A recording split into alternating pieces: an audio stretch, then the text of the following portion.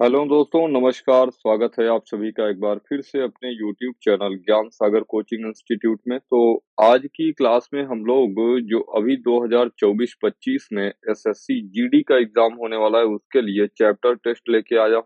और आज जिस सब्जेक्ट का चैप्टर टेस्ट है वो आपका मैथमेटिक्स है, जो कि टेस्ट नंबर आपका पहला है। और आज की क्लास में हम लोग इसमें सीखेंगे रेशनल नंबर और इरेशनल नंबर्स के बारे में, यानी परिमेय संख्या और अपरिमेय संख्या के बारे में। अपरिमेय और अपरिमेय संख्या के बारे में। तो चलते हैं, बिना किसी देरी के क्लास को स्टार्ट करते हैं। और उम्मीद करते हैं कि क्लासेस ना ये आपके लिए बहुत हेल्पफुल होंगी आपके एग्जाम के पॉइंट ऑफ व्यू से। तो बिल्कुल मन लगा के धैर्य के साथ आप सवालों को देखिए, ठीक है।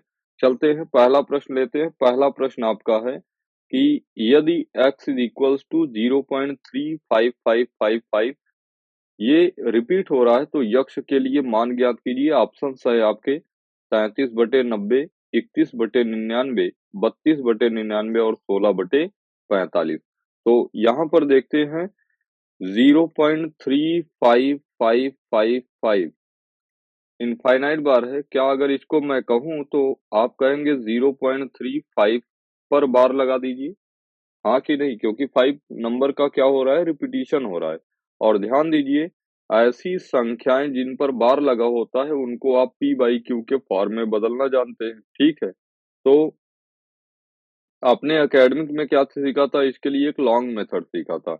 लेकिन अभी चूंकि हम यहाँ पर लॉन्ग मेथड लगाएंगे तब तो भाई 30 सेकंड का आपका टाइम पीरियड रहता है और उसी पर आपको लगाना है। तो देखिए, इसके लिए एक तरीका है। सबसे पहला काम, जितना संख्या आपको दशमलव के बाद दिया गया ना उसको एज ए नंबर लिख लीजिए। तो 3 और 5 मिलके क्या बनेगा? आप कहेंगे 35 बनेगा। और आपसे अगर मैं पूछूं कि ऐसी कौन सी संख्या है जिस पर बार नहीं लगा है, तो आप कहेंगे 3। मैं कहूंगा ऐसी संख्या को आप क्या करिए, माइनस कर दीजिए। यानी 35 में से मैंने 3 माइनस किया और जितनी संख्या पर बार लगा होगा उतना आप क्या लिखेंगे, 9। और जितनी संख्या पर विदाउट बार होगा यानी बार नहीं लगा होगा उतना आप 0 फिल कर दीजिए। तो 35 में से 3 घटाएंगे, क्या हो गया, 32 और बटे 90। तो यहाँ पर अगर आप इसको सिंप्लीफाई करेंगे तो 4 अठे 32, 2 से काट दीजिए। 2 16 में 32 और 45 दूना 90। तो आपका जो सिंप्लीफाई करने के बाद फाइनल रिजल्ट आया वो 16/45। आप विकल्प में देखेंगे तो विकल्प नंबर 4 आपका राइट आंसर होगा, 16/45, ठीक है।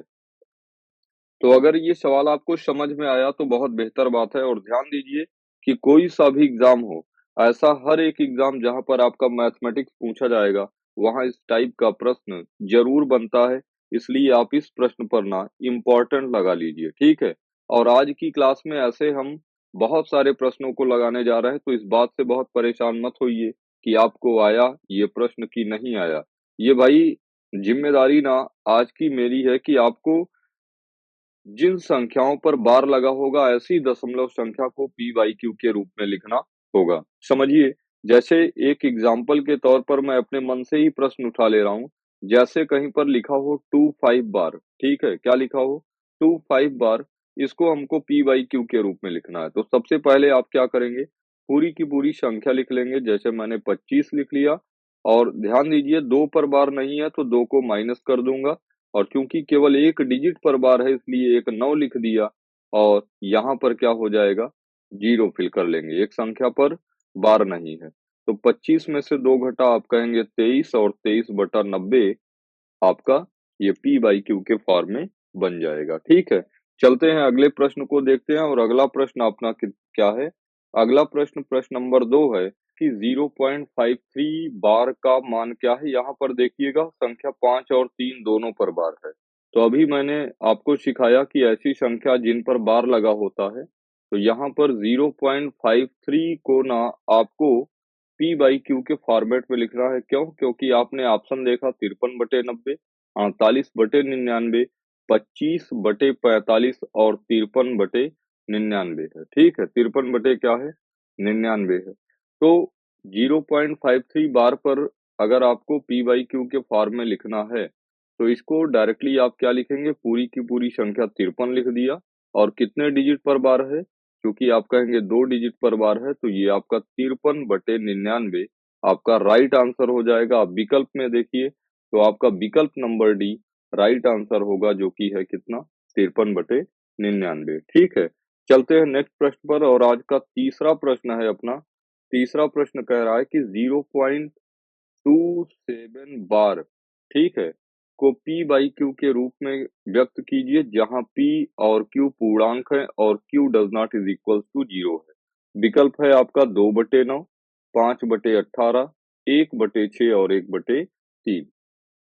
तो ध्यान दीजिए, यहाँ पर अगर मैं आपसे पूछूं कि कितने डिजिट पर बार है, आप कहेंगे 1 डिजिट जो कि 7 है, और कितने डिजिट पर बार नहीं है, तो 1 डिजिट जो कि 2 है। तो पूरी की पूरी संख्या लिख लीजिए 27 यानी 27, और 27 में से उस संख्या को माइनस करिए जिस संख्या पर बार नहीं लगा हुआ है, 2 को, और बटे 9 उतना फिल करिए जितने डिजिट पर बार है, और 0 उतना फिल करिए जितने डिजिट पर बार नहीं है। तो 27 में से 2 घटाएंगे, आपका बनेगा 25, 25/90, और यहाँ पर आप सिंप्लीफाई करेंगे 5 से, तो 5 पचम 25 और 18 पंचे 90, यानी फाइनल जो आपका रिजल्ट मिला वो 5/18, जो कि विकल्प नंबर बी है। यही आपका 5/18 राइट आंसर बनेगा। चलते हैं नेक्स्ट प्रश्न पर, जो कि प्रश्न नंबर 4 होगा। और प्रश्न नंबर 4 देखिए, इम्पोर्टेंट प्रश्न है ये आपका, ठीक है। इस तरीके का प्रश्न आपका एग्जाम ओरिएंटेड प्रश्न है, और यहाँ पर एक चीज ध्यान दीजिए, जितने भी प्रश्न मैं आपके लिए लेके आया हूँ वो सब एग्जाम ओरिएंटेड हैं, किसी न किसी एग्जाम में पूछे गए हैं, और बहुधा आपका जो एसएससी जीडी का प्रीवियस ईयर का क्वेश्चन पेपर है वही प्रश्नों को ही उठाया गया है, ठीक है। तो देखिए, ये टेस्ट देने का फ़ायदा अगर आप देखेंगे ना, तो इस टेस्ट से आपका जो सिलेबस होगा, वो मैं बहुत ही जल्द कवर करने का प्रयास करूँगा, ठीक है? और अप्रॉक्सिमेट आप समझिए 7 से 8 क्लासेस में आपका लगभग 60 टू 70% सिलेबस जो होगा मैथमेटिक्स का वो कवर होगा, और इसी तरीके से हम लोग रीज़निंग, हिंदी और जीके, जीएस इन सारी चीज़ों पर चर्चा करेंगे, ठीक है? तो चौथे प्रश्न पर चलते हैं। चौथा प्रश्न अपना है 0.42 बार, ठीक है। अगर मैं कहूँ इसको P बाई Q के रूप में लिखिए, तो आप कहेंगे 42/99। कितना हो जाएगा? 42/99। और अगर मैं आपसे पूछूं 0 पॉइंट, अभी इसको सिंप्लीफाई नहीं कर रहा, ठीक है, आप कर सकते हैं, 3 से सिंप्लीफाई कर सकते हैं, ठीक है, लेकिन मैं नहीं कर रहा हूँ, उसका कारण आपको बता रहा हूँ। तो ध्यान दीजिएगा, 0.558 बार को अगर P बाई Q के रूप में लिखना हो, तो आप कहेंगे इसको 558 लिख देंगे, और चूंकि 5 पर बार नहीं है, इसलिए आप 5 माइनस करेंगे, और बटे 2 डिजिट पर बार है, इसलिए 2 बार 9 फिल करेंगे, और 1 डिजिट पर बार नहीं है, 1 जीरो फिल करेंगे, और 58 में से 5 घटाएंगे 53, फाइनली आपका बनेगा 553 बटे कितना, 990। 553 बटे कितना, 990। अब इन दोनों को क्या करना है, आपको जोड़ना है। तो 0.42 बार को मैं लिख सकता हूँ कितना, आप कहेंगे 42/99, और प्लस 0.558 बार को हम लिख सकते हैं 553/990, और 99 और 990 का अगर एलसीएम मैं पूछूं, तो आप कहेंगे 990 होगा, और इसीलिए इसको क्या किया था, सिंप्लीफाई नहीं किया था, समझिए। तो 99 दहम्मा 990 और 42 दहम्मा 420 प्लस 553 यानी 553, और 553 में 420 को जब आप ऐड करेंगे, तो ध्यान दीजिए, 3 जीरो कितना हो जाएगा, 3, 5 2 7 और 5 4 9, ठीक है, और बटे 990। तो ध्यान दीजिए, अगर यहाँ पर हम देखें तो आपका विकल्प है 0.6, 0.978 बार, 0.978 बार और 0.982 बार। तो यहाँ पर ध्यान दीजिए, अगर यहाँ पर ध्यान दीजिए, इसी 9 को यहाँ पर माइनस करते थे, अगर प्लस 9 ऐड कर देता मैं, तो 73 9 कितना होता है, 82, आप कहेंगे ये बन जाता कितना, 0.982 बार, 0.982 बार। कैसे? ध्यान दीजिए, अगर 0.982 बार को मैं कहूँ पी बाई क्यू के फॉर्मेट में लिखने के लिए, तो आप यही तो कहेंगे 982 में से आप उस संख्या को माइनस करते थे जिस संख्या पर बार नहीं होता था, मतलब 9 को, और जितने डिजिट पर बार होता था उतना बार 9 लिखते थे, और जितने डिजिट पर बार नहीं होता था उतना 0 फिल करते थे। और 982 में से 9 घटाएँगे तो आपका होगा 973 बटे 990, और 973 बटे 990 को हमने क्या लिख दिया 0.98 बार, जो कि आपका विकल्प है 982 बार, ठीक है, जो कि आपका विकल्प number B D right answer होगा, और यही इस प्रश्न का सही जवाब होगा। तो चलते हैं आज के प्रश्न नंबर 5 पर, जो कि है, कह रहा है कि निम्नलिखित में से क्या एक परिमेय संख्या है? तो परिमेय संख्याओं को आप जानते हैं कि ऐसी संख्याएं जिनको आप पी बाई क्यू के रूप में लिख सकते हैं। क्या कर सकते हैं? पी बाई क्यू के फॉर्मेट में लिखा जा सके, जहां पी और क्यू क्या होने चाहिए? पी और क्यू आपके होने चाहिए पूर्णांक, यानी इंटीजर होने चाहिए, और क्यू कभी भी जीरो इंटीजर नहीं हो सकता है। ऐसी हर एक संख्या आपकी क्या कहलाएगी? परिमेय संख्या कहलाएगी, रेशनल नंबर कहलाएगी। ये आप जानते हैं, परिभाषा आपने पढ़ा है। और जनरली आप जानते हैं कि ऐसी हर एक संख्या जो पूर्ण वर्ग ना हो वो अपरिमेय संख्या कहलाएगी। तो √5, √7 और √3 ये तो आपकी अपरिमेय संख्याएं हो गई, तो बचा 4/15 आपका राइट आंसर हो जाएगा, विकल्प नंबर ए सही जवाब होगा इस प्रश्न का, ठीक है। चलते हैं प्रश्न नंबर 6 पर चलते हैं, और प्रश्न नंबर 6 है, निम्न में से किस संख्या का वर्गमूल अपरिमेय संख्या है? तो आप संख्याओं का वर्गमूल निकालना जानते हैं। वैसे आप जानते हैं कि ऐसी संख्या जिनका यूनिट डिजिट 2 हो, 3 हो, 6 हो, नहीं, 2 हो, 3 हो, 7 हो और 8 हो।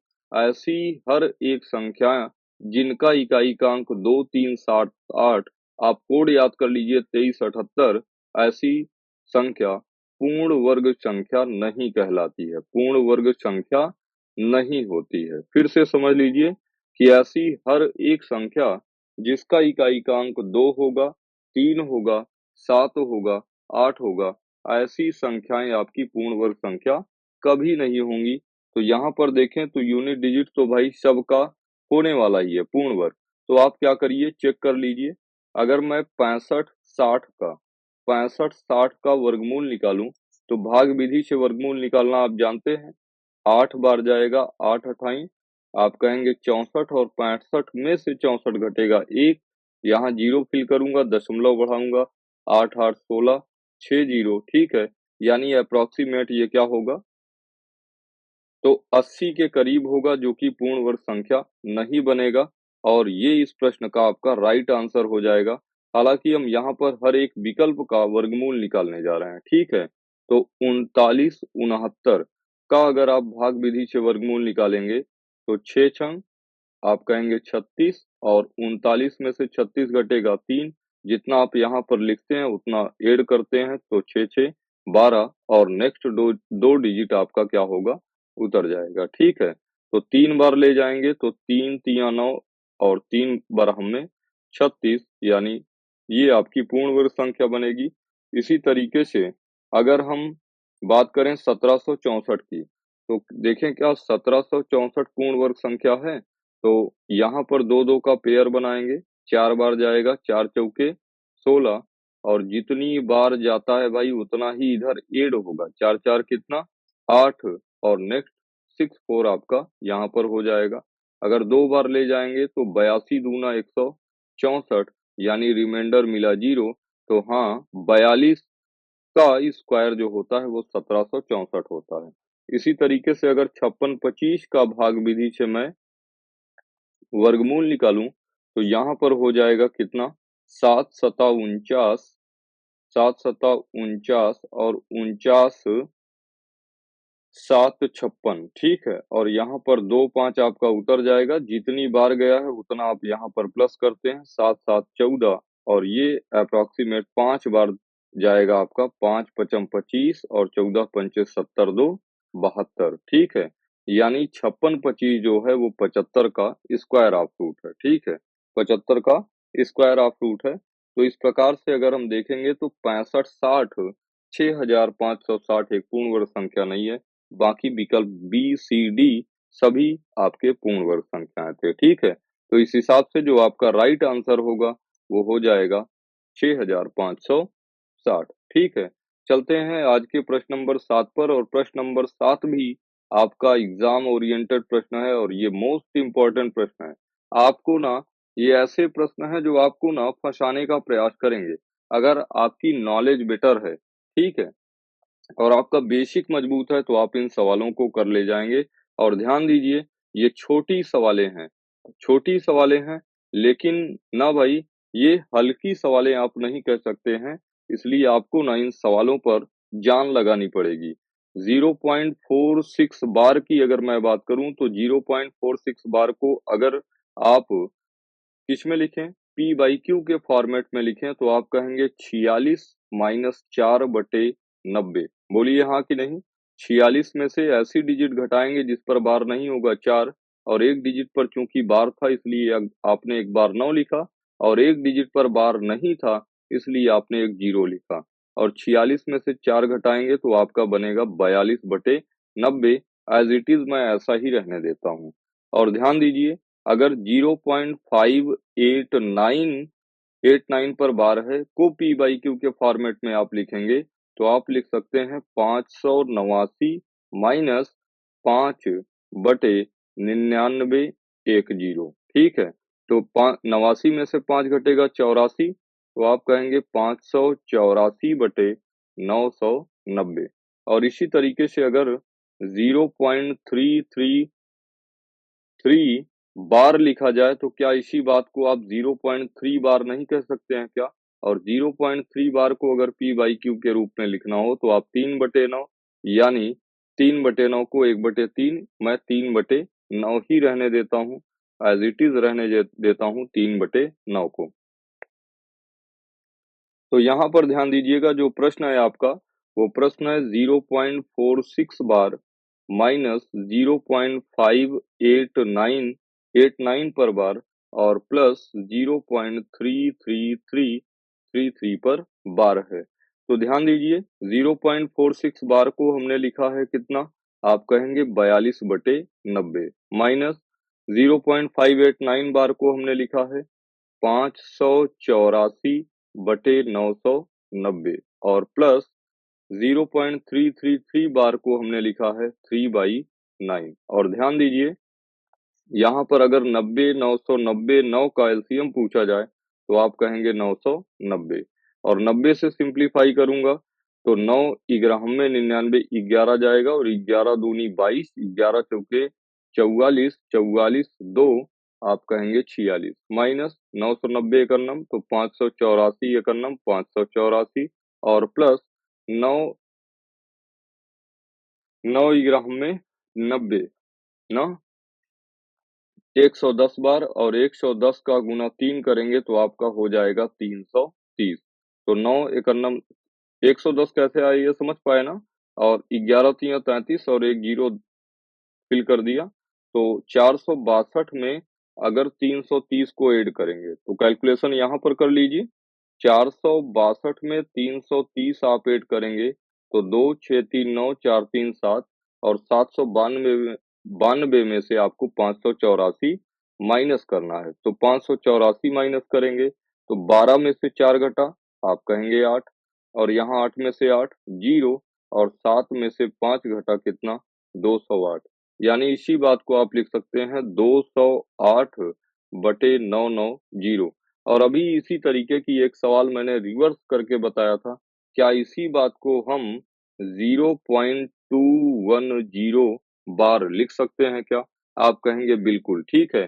तो कुछ चीजें ऐसी होंगी जो आप विकल्प का सहारा लेके करेंगे, क्योंकि 210 को जब आप पी बाई क्यू के फॉर्मेट में लिखेंगे तब आप लिख सकते हैं 210 माइनस 2/990, और 10 में से 2 घटा तो आप कहेंगे 208/990। ठीक है, तो चलते हैं, उम्मीद करते हैं कि प्रश्न नंबर 7 आप कायदे से समझ पाए होंगे। और 8वां प्रश्न आज का लेते हैं। 8वां प्रश्न क्या है? कह रहा है कि 1/√9, √9 को क्या मैं 3 कह सकता हूँ और √8 को क्या मैं √8 को 4 गुना 2 कह सकता हूँ क्या? तो आप कहेंगे बिल्कुल 1/3 माइनस 2√2, 4 का वर्गमूल 2।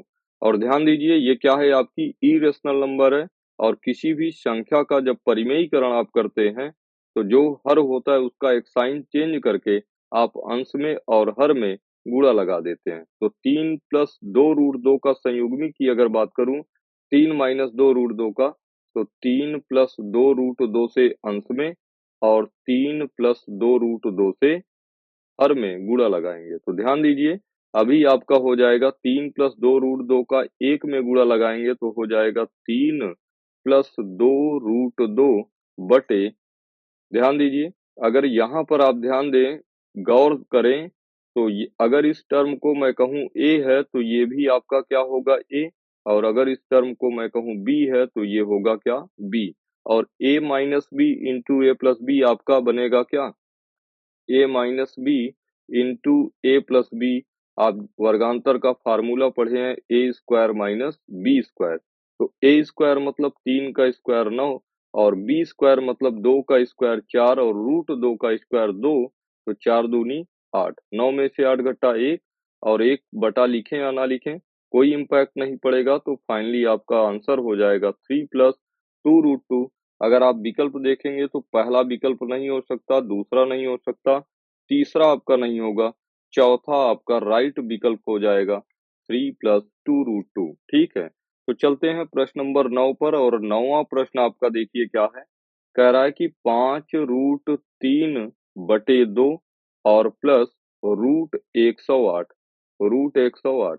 अब यहाँ पर ध्यान दीजिए, अगर √108 की मैं बात करूं तो √108 को हम और सिंपल तरीके से क्या लिख सकते हैं, तो आप कहेंगे लिख सकते हैं 12 गुना 9, 12 नवैया 108, और 12 को आप लिख सकते हैं 4 गुना 3 गुना 9, और 4 का वर्गमूल आप जानते हैं 2, 9 का वर्गमूल जानते हैं 3, तो फाइनली बचेगा कितना √3, और 2 तिया 6√3, यानी 12 108 को ना आप 6√3 लिख सकते हैं।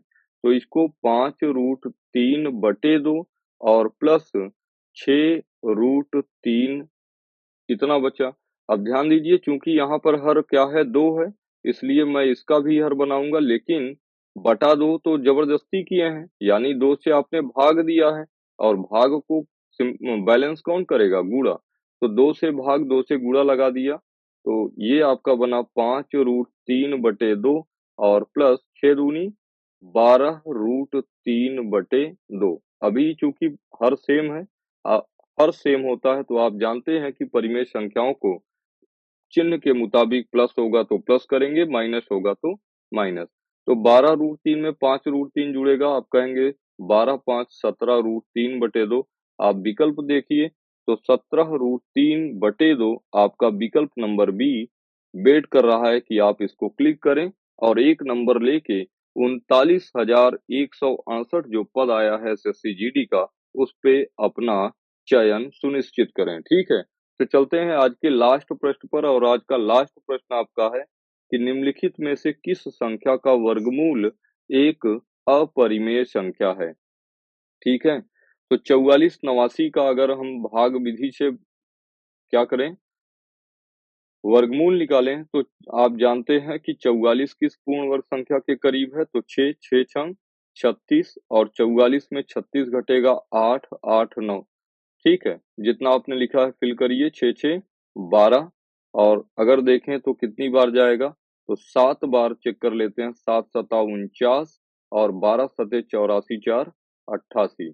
ठीक है, तो ध्यान दीजिए ये आपकी पूर्ण वर्ग संख्या, और पूर्ण वर्ग संख्याएं हमेशा परिमेय होती है ना कि अपरिमेय, इसलिए आपका ये वाला विकल्प गलत हो जाएगा। अगर मैं 78 40 की बात करूं, 78 40, तो ध्यान दीजिए 78 40 को आप जनरली वैसे भी कह सकते हैं कि ये एक पूर्ण वर्ग संख्या नहीं होगी, क्योंकि पूर्ण वर्ग संख्या अगर किसी संख्या के यूनिट डिजिट में 0 है, तो ध्यान दीजिए 0 हमेशा सम संख्या होना चाहिए। ठीक है, और यहाँ पर कितना है, 1 है, तो 0 मतलब 2 के मल्टीपल में होगा तब तो पूर्ण हो सकता है, पूर्ण वर्ग हो सकता है, अदरवाइज़ नहीं, यहाँ 0 सिंगल है, तो आप देख के ही कह सकते हैं कि ये क्या होगा, पूर्ण वर्ग संख्या नहीं हो गया और ऐसी हर एक संख्या जो पूर्ण वर्ग संख्या नहीं होगी, अपरिमेय संख्या कहलाएगी। चलते हैं फिलहाल चेक कर लेते हैं।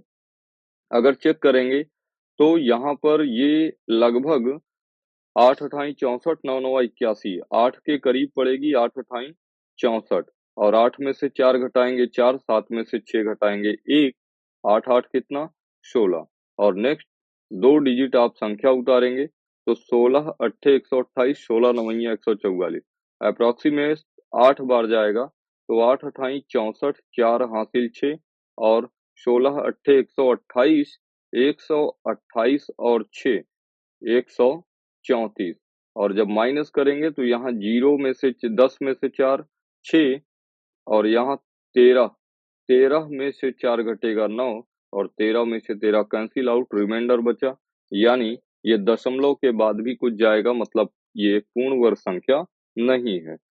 1024 का अगर मैं निकालूं 1024 का तो ध्यान दीजिए 10 संख्या 3 के पूर्ण वर्ग के करीब है 3 तिया 9 1 10 2 4 3 3 6 और 2 बार ले जाएंगे तो 62 दूनी 124 यानी ये आपका 1024 जो है 32 का स्क्वायर है, ठीक है।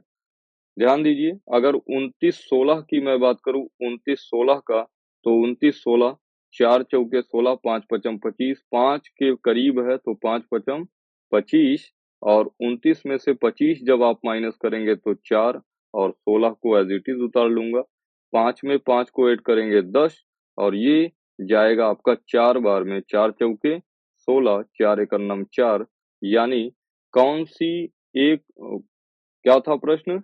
किस संख्या का वर्गमूल अपरिमेय संख्या है? तो आप कहेंगे चूंकि यही एक पूर्ण वर्ग संख्या नहीं थी, इसलिए विकल्प नंबर बी आपका राइट आंसर हो जाएगा। उम्मीद करते हैं कि क्लास आपको पसंद आई होगी। आज के लिए बस केवल 10 ही प्रश्न थे। आपको आज की क्लास में केवल रेशनल और इरेशनल नंबर्स को ही यही 10 प्रश्न आपको प्रैक्टिस में लाना है और अपनी एक्यूरेसी और स्पीड को मेंटेन करना है। विश्वास करिए कि जो आने वाला एग्जाम आपका एसएससी जीडी है, वहां आप गर्दा उड़ाने वाले हैं। ठीक है? तो इन्हीं सारे सवालों पर प्रैक्टिस करते रहिए। कल की क्लास में हम नए चैप्टर के साथ मिलेंगे।